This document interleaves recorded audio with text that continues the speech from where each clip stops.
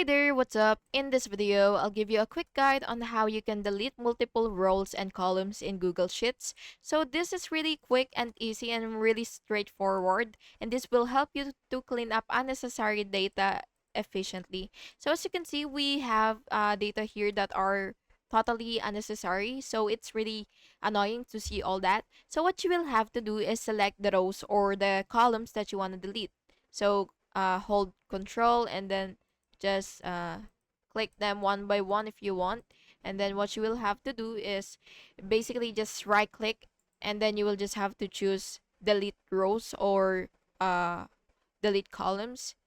So if it's not visible for you, make sure that um you've highlighted them successfully, and then once again right click, and here you should see something like, okay, again.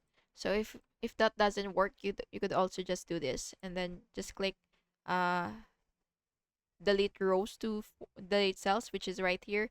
So you could either delete cells and shift left or delete cells and shift up. So I could show you the outcome of both of this. So for example, this one right here.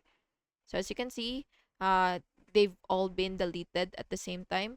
But if we were to choose the option 2, what would happen? So yeah, basically it's just honestly the same thing. So yeah, that's how you do it, and I hope you found this video helpful. And if you did, please make sure to like and subscribe for more videos like this. Thank you and have an awesome day.